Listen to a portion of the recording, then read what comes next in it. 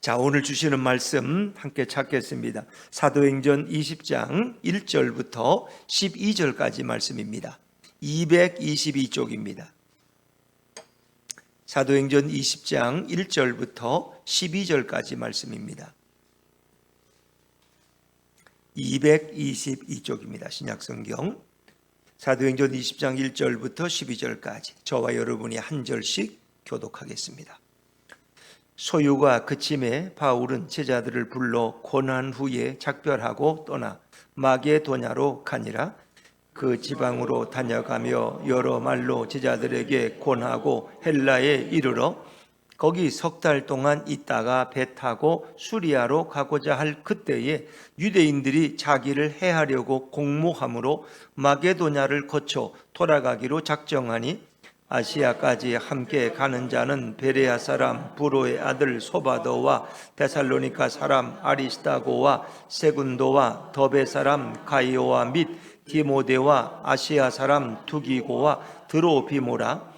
그들은 먼저 가서 드로아에서 우리를 기다리더라. 우리는 무교절 후에 빌립보에서 배로 떠나 닷새만에 드로아에 있는 그들에게 가서 이레를 머무니라.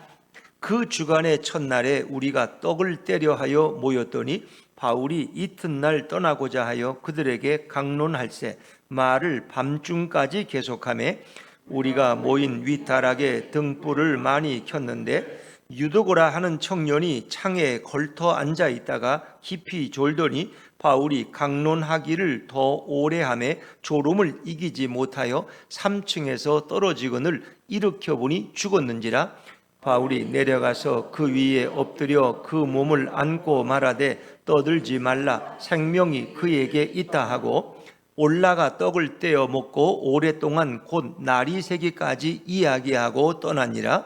사람들이 살아난 청년을 데리고 가서 적지 않게 위로를 받았더라. 아멘. 할렐루야. 네, 오늘도 은혜의 자리에 나오신 여러분들 환영하고 축복합니다.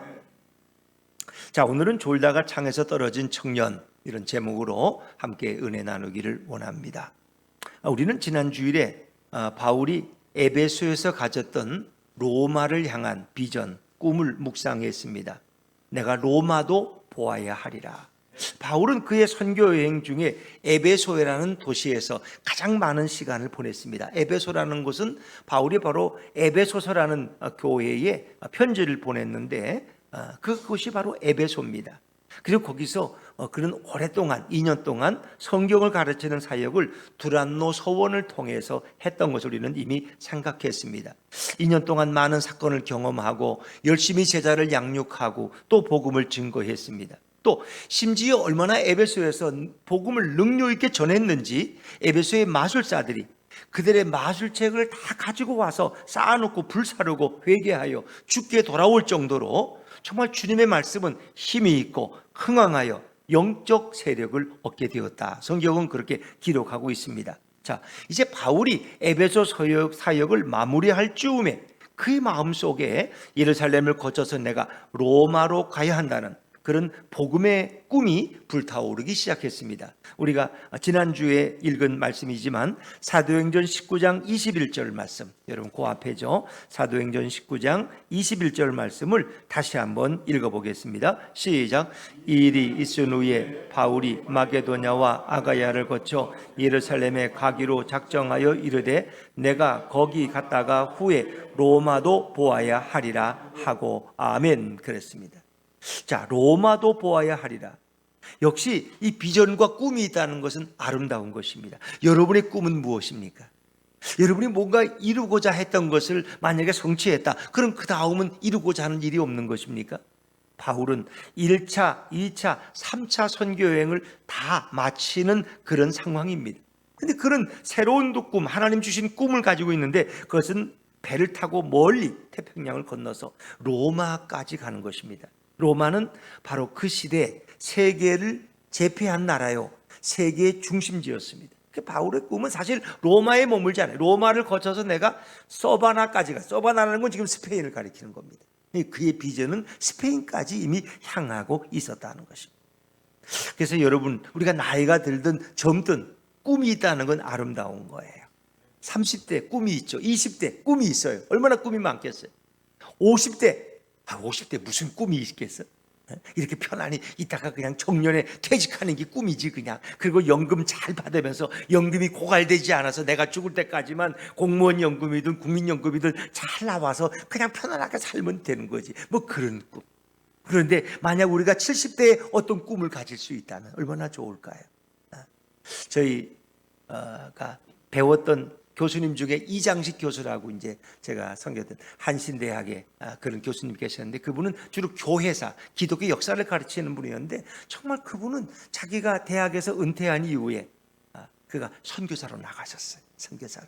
그래서 거의 100세가 다 될 때까지 선교 활동을 왕성하게 하시다가, 그리고 한국에 돌아오셔서 한 1년인가 계시다가 너무나 편안하게, 무슨 암이 있고 뭐 이런 것도 아니야, 그냥 편안하게 그러니까 교수로서 일생을 살았는데 선교지에 가서 적어도 한 20, 30년의 또 시간을 보내고, 그리고 한국의 고국에 들어와서 한 1, 2년 이렇게 계시다가 편안하게 주님의 품으로 가신 그런 분이 있어요.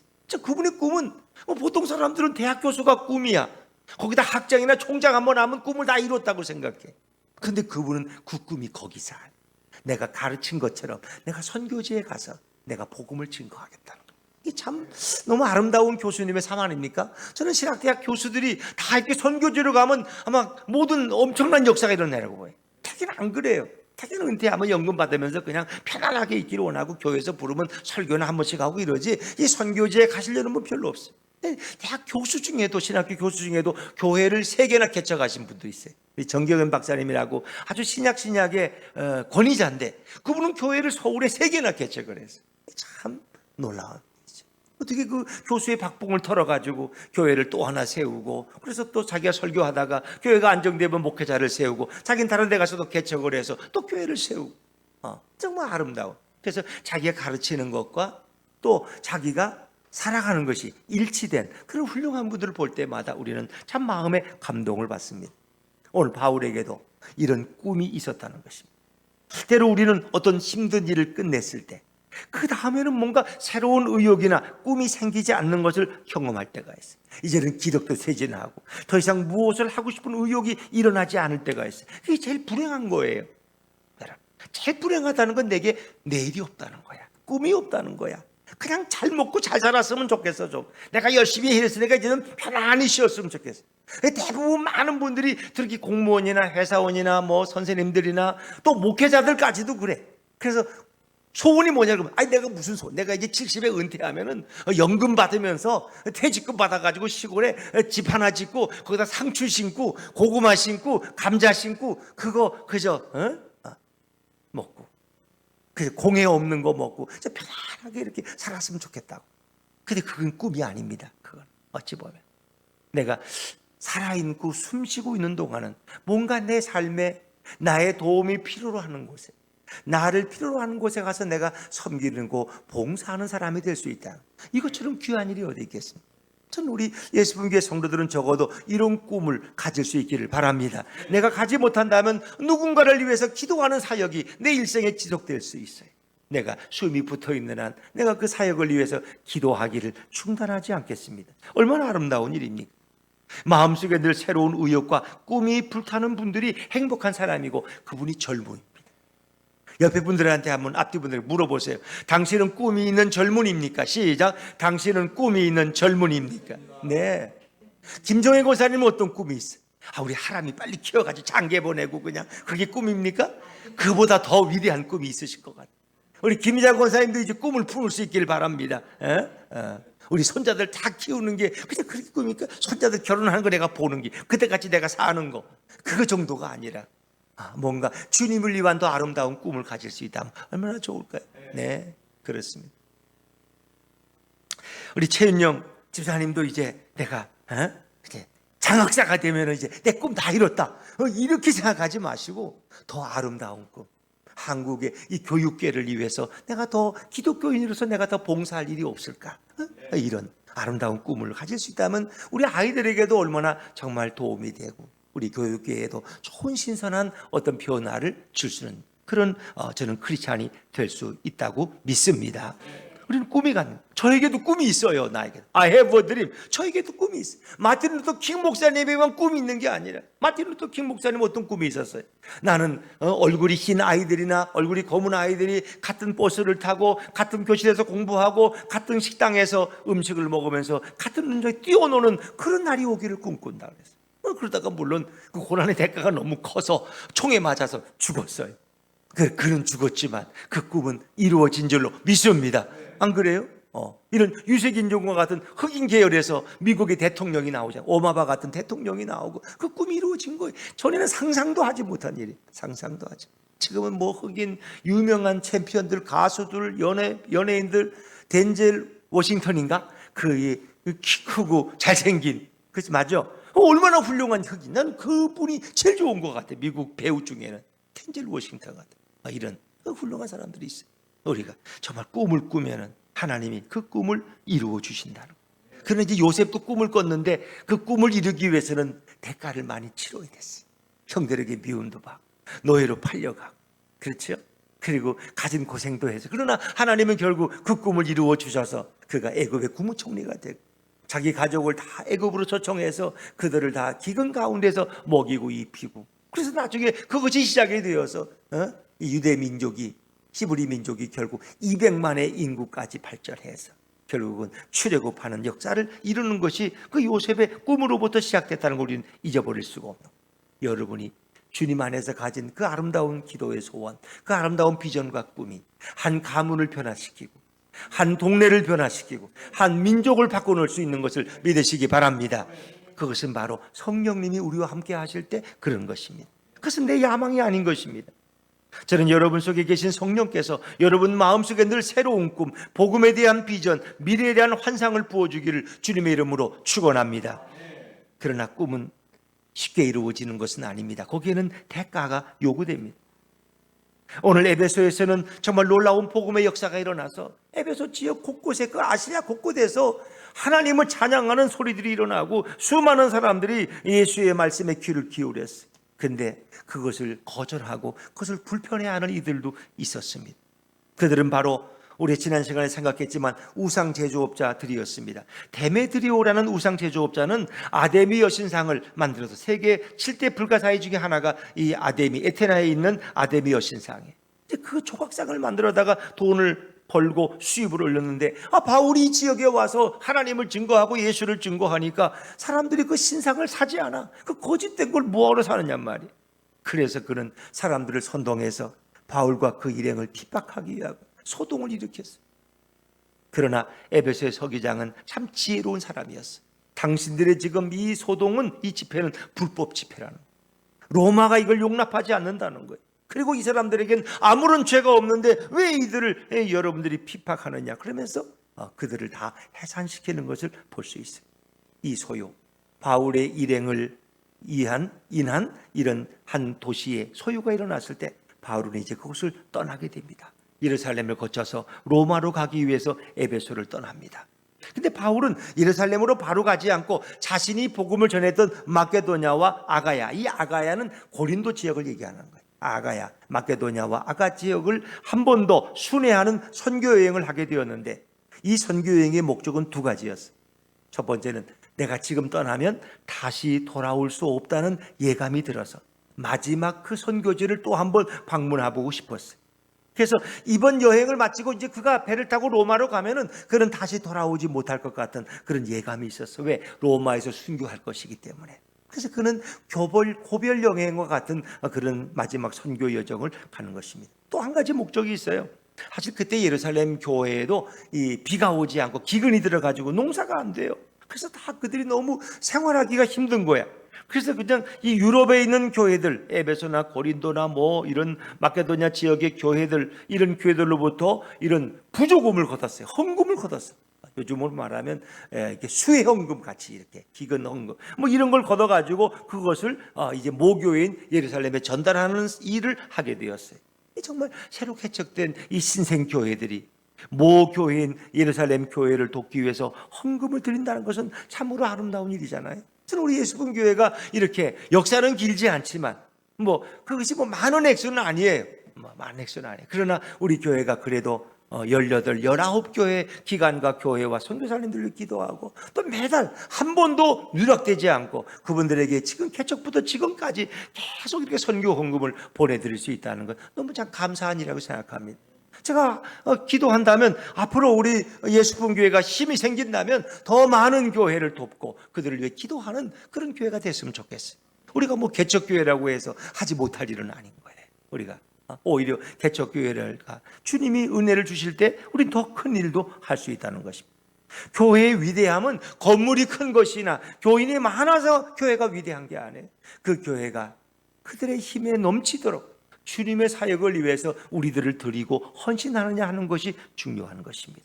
자, 우리 이제 1절과 2절 말씀으로 돌아가서 다시 한번 읽습니다. 20장 1절과 2절입니다. 시작. 소유가 그침에 바울은 제자들을 불러 고난 후에 작별하고 떠나 마게도냐로 가니라. 그 지방으로 다녀가며 여러 말로 제자들에게 권하고 헬라에 이르러 아멘 그랬어요.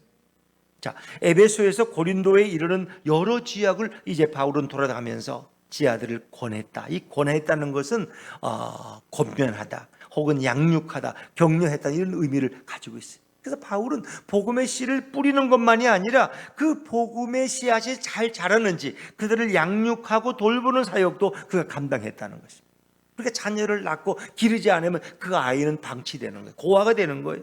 그런데 바울은 자기가 세웠던 그 개척교회들을 다시 돌보면서 그 영혼들을 다시 살펴보게 되어 양육하는 일을 하게 된 거죠.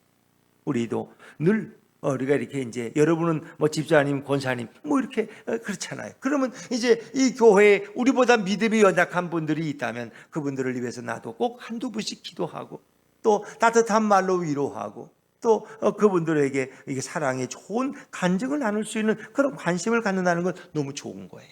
그래서 큰 교회는 뭐 서로 관심 갖기가 어려워요. 그러나 작은 교회는 우리가 서로에게 관심을 가지고 또 위해서 기도해 주고 그것이 뭐 잔소리나 무슨 이런 것이 아니라 남을 불편하게 만드는 것이 아니라 늘 관심을 가지고 격려하고 기도해 주고 후원해 줄 수 있는 그래서 우리 모두가 아름다운 믿음의 뿌리를 내릴 수 있는 그런 교회를 이루어가는 것은 너무나 아름다운 일입니다.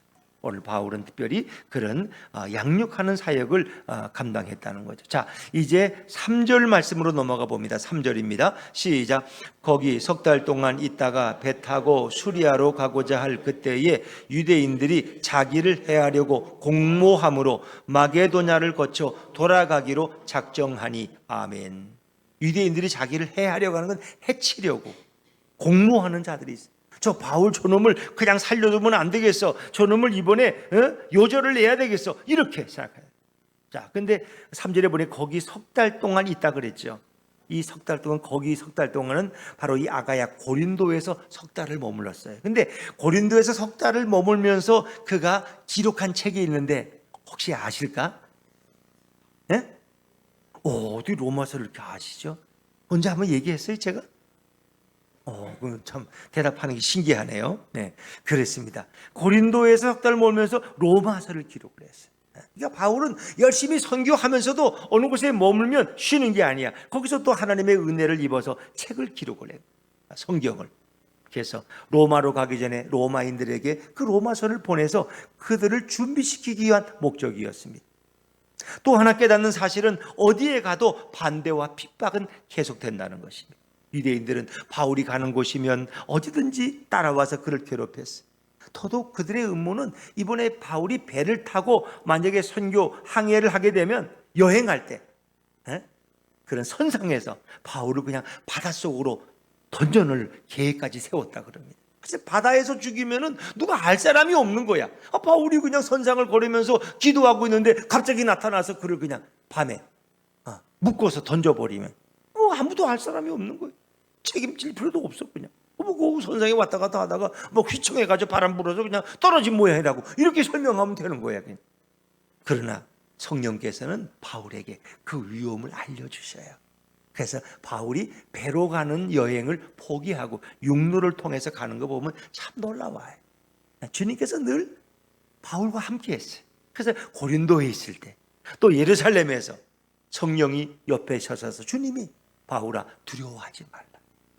내가 너와 함께 있던 것처럼 너를 영원히 내가 동행하겠다라고 주님은 말씀하십니다. 바울에게 두려워하지 말라고 말씀하시는 그 주님의 위로의 말씀 때문에 바울은 어디에 가든지 선교할 때 그런 두려움과 불안을 갖지 않았다는 것입니다.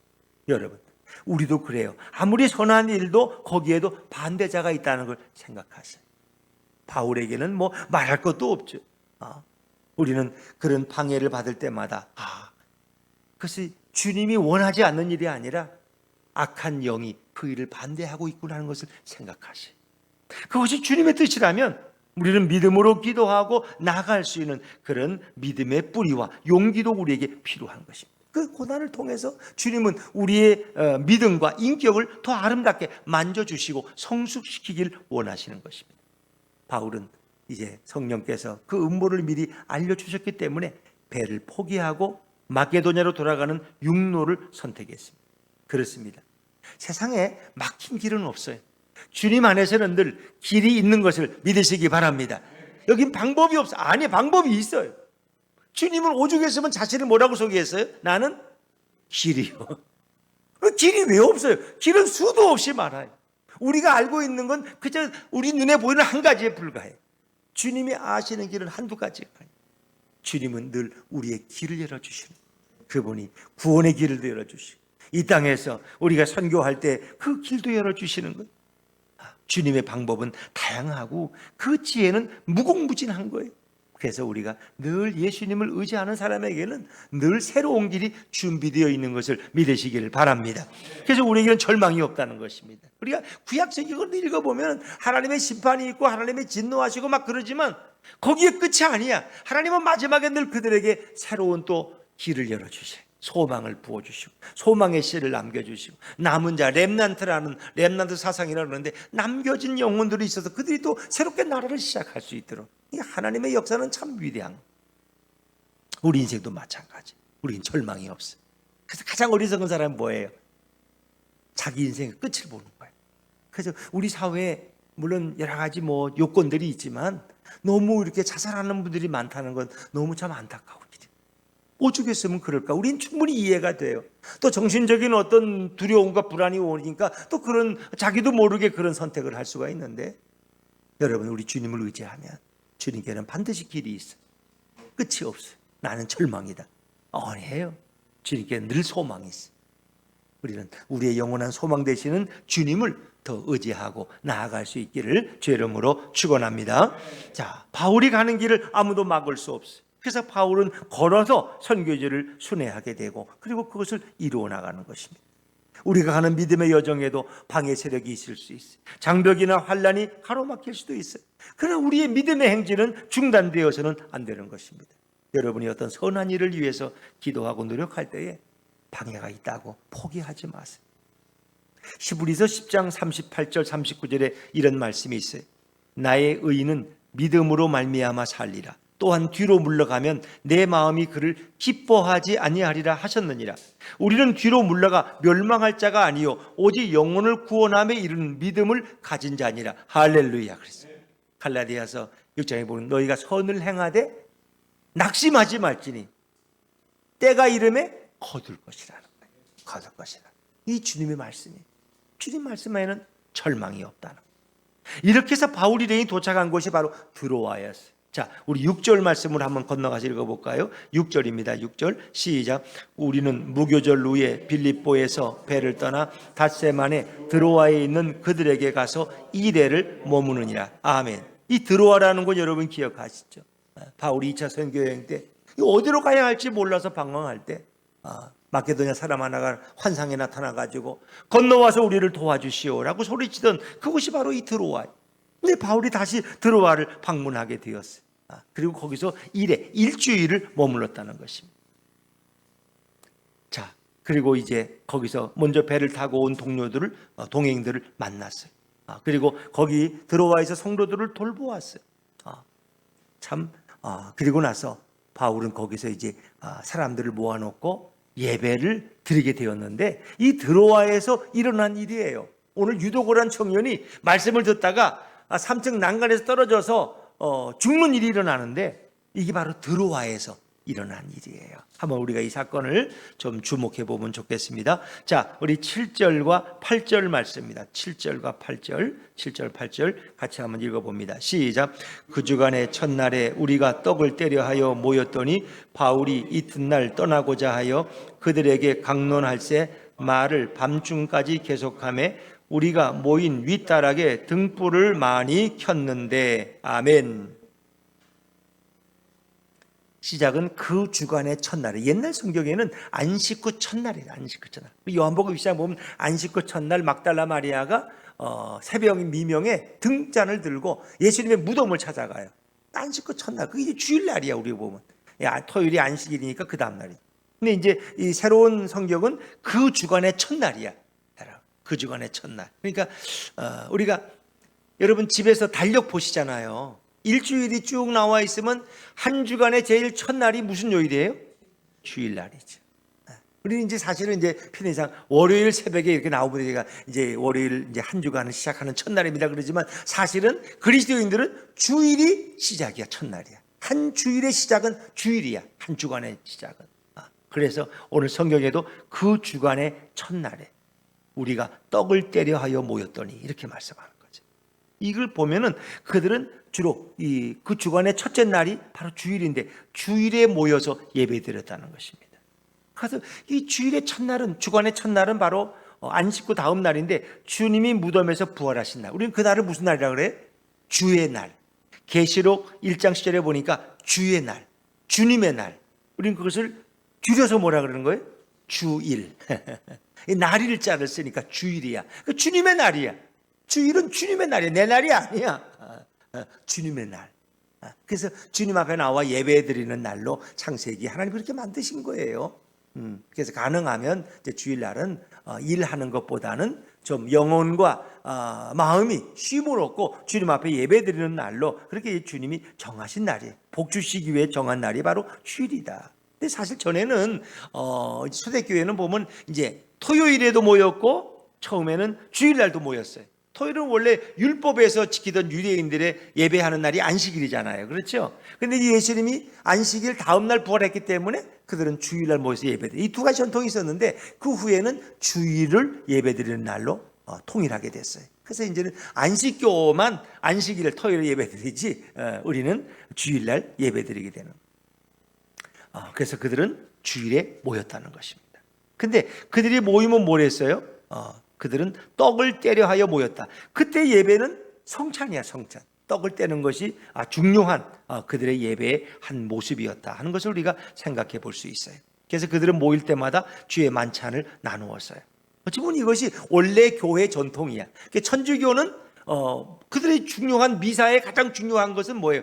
설교 말씀보다도 이 떡을 나누는 성찬이 더 중요하게 여겨 그들은.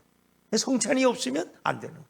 그래서 코로나 때 예배 드릴 때 그 천주교인들이 제일 어려운 게 미사를 못 받으니까, 성찬을 못 받으니까 영상으로는 떡과 음료를 받을 수가 없잖아. 그래서 그분들이 제일 힘들었다 그러더라고요. 그게 이제 코로나 끝나니까 이제 천주교인들은 더 열심히 나가서 성찬을 받는다 그럽니다. 그것이 그들의 예배의 중심이니까. 그런데 이제 우리 기독교 같은 경우는 이제 성찬보다는 하나님의 말씀에 더 중심을 두는 경향이 있죠. 그러나 이 말씀과 성찬은 두 개가 다 중요합니다. 그래서 저희 교회도 사실은 매주일 성찬식을 해야 되는데 이제 그렇게 아직은 못하고 이제 코로나 때 중단했다가 이제 마지막 주일에 이렇게 이제 하고 있는데 첫 주일에 하고 있죠. 첫 주일에 매월 첫 주일에 하고 있는데 앞으로는 좀 더 매주일 하면 더 좋겠죠. 성찬은 매우 중요한. 그래서 성찬은 우리가 그리스도의 한 몸이요 지체의 힘을 확인시켜 주는 것이고 예수님의 피와 살로 우리가 영생을 얻은 것을 다시금 확인시켜주는 은혜의 예식이 바로 성찬식이다라고 우리가 생각할 수 있습니다. 그리고 그때 예배 처소는 주로 다락. 그래서 오순절 성령 강림 때도 그들이 마가의 다락방에 120명이 모여서 10일 동안 기도하다가 거기에 성령이 임하는 거예요. 근데 오늘 여기도 바울이 지금 들어와 설교하는데 그때도 큰 다락방이었어요. 근데 그 다락이 2층인데 거기다 3층에 이렇게 창문 누가까지 있는 그런 아마 꽤 큰 집이었던 것 같아요. 거기서 그들은 예배를 인도했다는 거죠. 근데 초대교회 예배는 아주 시간이 길었어요. 지금 우리 예배는 이제 많이 줄어져서 뭐 대략 여러분이 이제 1시간, 길어야 1시간 반 안에 되게 이제 또 또 간혹 길게 하는 교회들은 2시간, 3시간 예배 드리는 교회들도 있어요. 찬양을 보통 1시간, 설교를 보통 1시간, 이렇게 해서 이제 그런 것이 포함되는 교회도 있는데 대부분은 보통 1시간에서 그저 1시간 10분, 20분이죠. 근데 초대교회 예배는 시간이 길었다는 거죠. 시간이 길었다. 전에도 우리가 부흥회 같은 거 할 때는 이제 시간이 좀 길잖아요. 그래서 저녁 7시에 시작하면 보통 밤 10시, 10시 반, 11시에 끝날 때도 많았어요. 그래도 누가 지루해하지도 않고 독려하지도 않는데 지금은 이제 삶이 그만큼 그때하고는 상황이 다르니까 그렇긴 하지만 예배라는 걸 어떤 시간을 정해놓는 것은 사실은 잘못이에요. 그래서 목사님 왜 1시간이 자꾸 넘어요? 이렇게 말하면 큰일, 이건 무식한 거예요. 성경에는 1시간 예배 드리라는 말이 없어요. 성경. 초대교회 전통은 오히려 장시간, 저녁 내내 그들이 모여서 예배 드리고 하나님을 찬양했다는 거죠.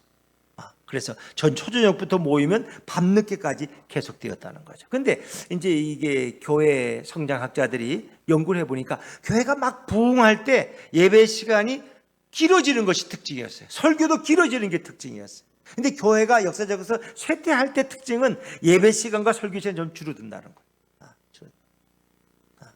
그러니까 그냥 빨리 끝내는 거 좋고, 그냥 예배를 안 드릴 수 없으니까 간단하게 끝내고 돌아가면 마음이 편안하니까. 근데 진짜 교회 부흥기에는 설교도 길었고 예배도 점점 길었어요. 찬양도 더 많이 드리고 그렇게 했다는 거죠.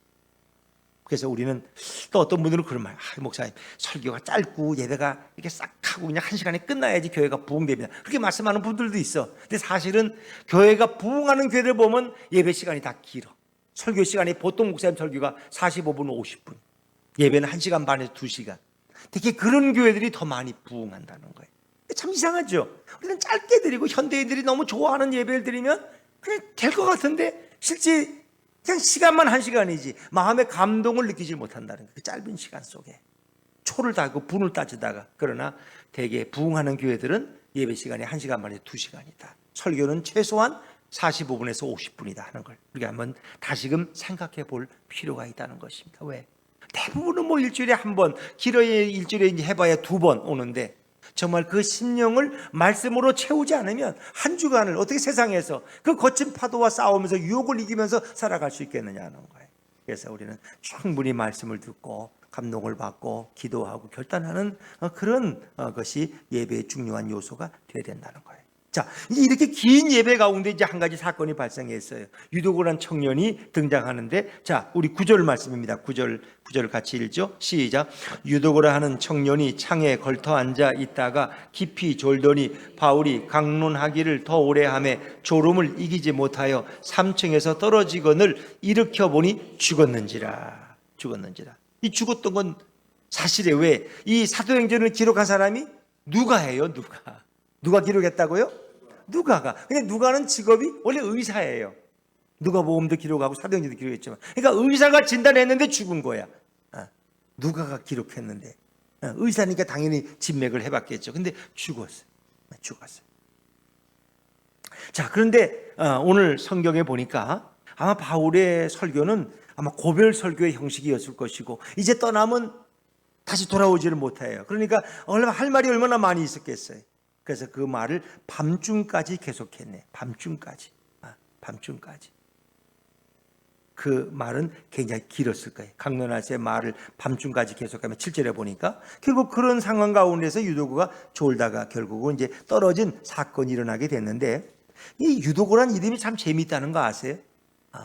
유도고의 이름의 뜻이 다행이다. 그런 게 다행이다. 떨어져 죽었지만 다시 살아났으니 다행인 거죠. 바울이 그를 끌어안고 그의 몸에 자기 몸을 포개고 그리고 그를 안았는데 다시 살아났어요. 이제 그걸 보면 구약에서 엘리야와 엘리사가 그가 머물던 집에 아이가 죽으니까 그들의 방에 들어가서 그들을 자기 침상에 눕히고 자기 몸을 포개었던 일을 3번 반복해요. 이제 그런 어떤 의식, 그 당시에 선지자들이 가졌던 죽은 자를 살리는 어떤 치료의 의식이 있어요.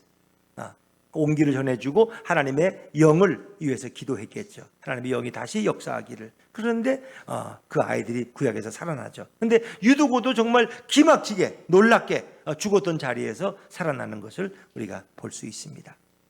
사실 이제 우리가 이 본문을 가지고 왜 위험한 곳에 앉아 있었느냐 이런 또 얘기도 할 수 있고, 그 예배 시간에 졸면 저렇게 유도고처럼 떨어져 죽을 수 있다, 조심하라고 말할 수도 있는데, 너무 유도고자를 악의적으로 해석할 필요는 없다고 봅니다. 그러니까 이렇게 여름에 더울 때 그 좁은 공간에 수백 명의 사람들이 몰려 있다고 생각해 보세요. 그러면 산소도 부족하고 혼탁하고 냄새도 나고 앉을 자리도 없어. 그러니까 이 청년이 좋은 자리나 남들에게 양보하고 자기는 창문턱에 그 위험한 곳에 걸터 앉아, 젊으니까. 그러다가 너무 설교가 길어지니까 그는 결국 졸음을 이기지 못해서 낮에는 또 열심히 일했겠죠. 얼마나 피곤했겠어요. 그러나 말씀을 너무 사모해서 그 말씀을 듣다가 자기도 모르게 졸았을 것이고, 그가 부주의한 가운데 떨어져서 결국은 생명을 잃게 되는 그런 사건이 일어나는 거죠. 자, 그러나 우리는 그런 상황을 충분히 이해할 수 있다는 것입니다. 충분히 이해할 수 있다는 것. 물론 그곳은 앉아서는 안 될 것이지만 그때 상황으로는 앉지 않을 수가 없어요. 왜? 수백 명의 사람들이 사도 바울의 마지막 설교를 듣기 위해서 몰려서 그것이 오래 지속되었는데 이걸 어떻게 막을 수 있겠어요? 자, 여러분, 유도고는 줄었지만 또 졸다가 떨어졌지만 결국 뭐예요? 하나님이 다시 그를 일으키는 거예요. 이제 우리가 받을 수 있다면 육신적인 졸음보다는 영적인 졸음, 영적인 잠을 더 경계해야 돼요. 영적인 잠이라는 건 뭐예요? 눈을 뜨고 있지만 예수를 알지 못하는 것, 우리 영혼이 잠들어 있는 것, 우리 영혼에 기도가 없는 것, 우리 영혼에 날마다 육신 3번 밥을 먹지만 생명의 양식을 취하지 못하는 것, 이것이 우리 영적 잠이에요. 사실 이게 더 힘든 거예요. 여러 예배드리다가 육신적으로 피곤해서 주무시는 거 괜찮아요. 주무세요. 그냥. 원래 아버지 집에 오면 잠이 잘 온대. 근데 난 집에선 잠이 안 온대. 교회만 오면 잠이 잘 온대. 할렐루야. 아버지 집에 오면 따뜻하거든. 그냥. 그러니까 잠이 오는 거예요. 좀 주무셔도 괜찮죠. 근데 이제 문제는 영적인 잠이 더 문제예요. 우리 영혼이 잠들면 우리는 지옥에 떨어질 수도 있으니까. 그렇죠. 그래서 우리 영혼이 늘 깨어 있어야 돼요. 세상 없어도 목사님들도, 저도 그런 경험이 있어요. 저도 이렇게 장로님이 좀 기도를 길게, 대표 기도를 길게 하셨어. 그 제가 앉아 있는데 기도가 끝난 거야. 저는 모르고 있었어. 그랬더니 장로님이 목사님 기도 끝났습니다. 그래. 깜짝 놀라가지고 그냥 나갔어요. 그 교인들이 볼 때는 은혜가 안 되잖아. 장로님이 대표 기도하는데 목사도 뒤에서 같이 기도해야 되는데 잠깐 알아, 너무 피곤했는지 그냥 저도 깜빡 졸음했어요. 그럴 수 있어요. 그러나 육신적인 잠보다 더 중요한 것은 영적인 졸음이에요. 영적인 잠에 빠지면 그것은 깨울 방법이 없다 하는 것입니다. 사랑하는 여러분, 차량 사고의 대부분은 물론 졸음운전, 또 우리가 부대 면회를 가면 부대 앞에는 늘 졸면 죽는다 이런 초벽의 수칙이 있는데, 그것은 육신적인 졸음보다는 우리 그리스도인들은 영적인 졸음, 영적인 잠, 그게 더 무서운 것이다. 사단과 마귀는 우리가 영적으로 잠들었을 때 우리 영혼을 파헤치고 우리 영혼을 노략질하고 우리 영혼을 지옥으로 던져버리기 때문에 그게 되는 거예요. 그래서 늘 기도하는 사람은, 예배드리는 사람은 깨어있는 성도인 줄로 믿습니다. 이게 중요한 거예요. 이게 깨어있다는 게 중요한 거예요. 우리가 늘 기도하고 주님과 교제하는 게 중요해요. 예수님께서 요한복음 15장에 뭐라고 했어요? 너희가 내 안에 거하라, 나도 너희 안에 거하겠다 말씀하시잖아요. 포도나무 가지가 그 포도나무에 붙어 있지 않으면 스스로 혼자 열매를 맺을 수 없음 같이, 너희도 내 안에 있지 않으면 너희가 스스로 열매를 맺을 수 없다는 거예요. 그래서 가지 누리는 포도나무이신 주님께 늘 연결되어 있어야 되고 붙어 있어야 된다. 또 우리는 주님의 그 날개 아래 우리가 늘 우리 자신을 맡기고 주님의 보호 가운데 살아가는 것이 중요한 것이죠. 사랑하는 여러분, 저는 우리 예수분교회가 잠자는 교회가 아니라 영적으로 깨어있는 성령 충만한 교회가 되기를 주의 이름으로 축원합니다. 네. 제가 젊을 때 이렇게 부흥회 가면 자주 이렇게 좀 졸을만 할 때 이렇게 하던 얘기가 있어요. 천국 간 남북 운전수와 지옥 간 납비의 이야기가 있어요. 오늘 천국에 갔는데 그냥 그 동네에서 아주 운전을 아주 남북하게 하는 버스 기사가 천국에 온 거야. 근데 한편으로 보니까 또 랍비, 성경을 가르치는 목사님 같은 분이 또 지옥에 온 거야. 이게 이상해. 아니, 저 남북한 운전수는 지옥 가 있는데 천국을 가 있고, 그리고 이 말씀을 가르치는 랍비는 지옥에 가 있는 거야. 이게 도대체 이상하잖아. 그래서 이거 왜 이렇게 됐냐고 물었더니 이 설명이 그런 거예요. 이 랍비는 하도 지루하게 설교를 해서 교인들이 설교를 듣다가 다 조는 바람에 말씀을 못 들어서 교인들이 다 지옥 가서 그 랍비도 지옥에 갔다는 거야. 그럼 이 나복한 버스 기사가 천국 갈 이유가 뭐 있느냐 말이야. 뭐 의로운 게 없는데 이유가 딱 한 가지 있다는 거야. 그 난폭한 버스 기사가 운전하는 차를 타면은 사람들이 불안해서 난간을 붙잡지 않을 수가 없다는 거예요. 너무 차가 위험하니까 붙들고 주여 살려주십시오, 살려주십시오. 기도를 안 할 수가 없다는 거예요. 그래서 그들이 기도하다가 다 천국 갔다는 거야. 그래서 난폭한 운전기사도 같이 천국에 가게 됐다는 거예요. 물론 우스갯소리지만은 우리 영혼이 잠들면 안 된다는 거예요. 잠자는 영혼은 깨워야 돼. 그래서 하나님 우리를 깨우려고 어떻게 해요? 가끔 병도 주시고 자식이 골치 아픈 일도 행해서 경찰서도 왔다 갔다 할 때가 있고 학교에도 가끔 다녀오고 이러는 거예요. 그때는 우리는 내가 기도해야 되겠다 하는 깨닫들어. 평안하면 주님이 내게 평안을 주는구나. 그리고 잠자기 쉬워 영혼이. 그러나 우리는 어렵고 힘든 일 때 주님 앞에 기도의 무릎을 꿇게 되는 것이죠. 우리 예수품교회는 늘 깨어있는 교회가 되기를 주님의 이름으로 축원합니다. 사랑하는 여러분, 이제 말씀을 정리해 봅니다. 자, 이렇게 했는데 이제 바울이 내려가서 이 유도고를 껴안고 그를 일으키게 되죠. 자, 10절과 11절입니다. 10절과 11절 같이 읽죠. 시작. 바울이 내려가서 그 위에 엎드려 그 몸을 안고 말하되 떠들지 말라, 생명이 그에게 있다 하고 올라가 떡을 떼어 먹고 오랫동안 곧 날이 새기까지 이야기하고 떠나니라. 아멘. 바울이 내려가서 그 위에 엎드렸어. 그 죽은 청년 위에 자기 몸을 포개었다는 거예요. 그리고 그 몸을 안고 말았어요. 떠들지 말라, 생명이 그에게 있다. 그것이 잠깐 기절했다가 돌아온 것인지, 혹은 또 죽었다가 정말 바울이 이렇게 몸을 포개고 기도할 때 생명이 들어왔다고 볼 수 있어요. 그러나 이제 기절한 의미는 아닐 거예요. 왜? 거기 누가가 의사니까. 의사가 진맥하기는 이거는 기절이 아니야. 이건 완전히 죽은 거야. 숨이 끊어진 거야. 그러나 하나님의 사람 바울이 그갈 몸을 맞대고 기도할 때 예수님께서 생명을 불어넣어 주신 거예요. 그래서 유두고가 다시 살아나고, 그리고 다시 올라가서 다시 집회가 계속되었다는 거예요. 밤새도록 집회를 하고, 그리고 또 성찬을 나누고, 그리고 날이 새기까지 이야기하다가 새벽녘에 바울 일행이 떠나게 되는 거예요. 정말 참 놀라운 일이죠. 어떻게 이런 놀라운 일, 밤새도록 말씀을 전하고 예배를 드리고 집회를 인도할 수 있었을까? 정말 놀라운 일이죠. 자, 그리고 이제 12절에 사람들은 이 살아난 청년을 데리고 가서 적지 않게 위로를 받았다고 말합니다. 자, 12절 말씀을 같이 읽는 12절입니다. 시작. 사람들이 살아난 청년을 데리고 가서 적지 않게 위로를 받았더라. 말씀 듣다가 난간에서 떨어진 청년, 그러나 아마 그 후에 하나님이 나를 살렸다고, 예수님이 나를 일으켰다고 아마 간증하는 젊은이가 되었으리라고 믿습니다. 오늘 이 바울이 유두고를 살려낸 이 사건은 뭘 의미하는 거예요? 예수님이 죽었던 나사로를 향해서 나사로야 나오너라 그랬더니 나흘이지 않던데 냄새가 나는데 나사로가 걸어 나오는, 죽었던 자가 살아난 이 모든 것이 지금도 바울을 통해서 계속되고 있다는 것을 말씀하고 가요. 그러니까 바울 옆에서 일하시는 분이 누구예요? 예수님이에요. 그 예수님은 지금도 생명의 주인이시고 생명을 불어넣는 주님으로서 오늘도 일하고 계신 것을 말씀하고 있는 것입니다.